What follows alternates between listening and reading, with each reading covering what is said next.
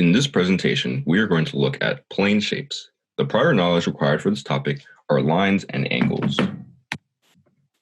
So, what are plane shapes? Plane shapes are flat or two-dimensional figures that are enclosed, such as a circle or square. The first example on the left is not a plane shape since the two lines do not meet at the top, leaving it open, unlike the triangle to the right of it. When it comes to plane shapes, they can often and also be called polygons. Polygons are plane shapes that have at least three straight sides and angles.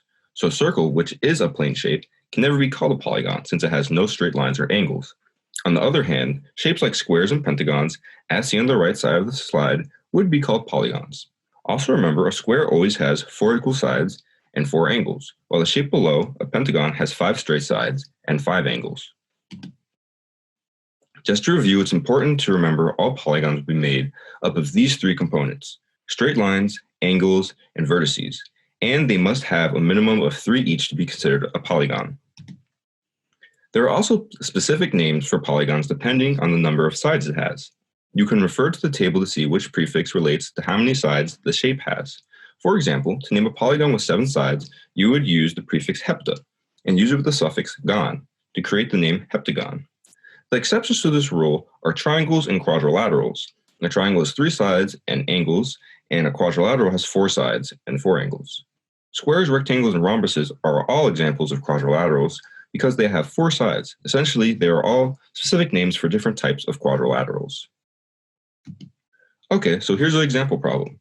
What type of polygon is this, and why is it called this? You can pause to answer the question.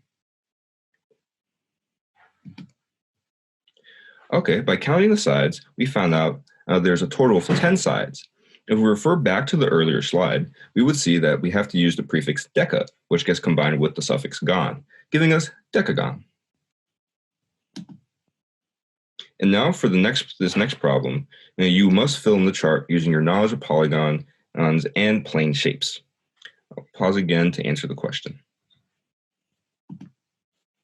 Okay, for the first row, 4 equal sides means we must have a square. And then the next row, we have unequal sides, and 4 of them, meaning we must have a rectangle.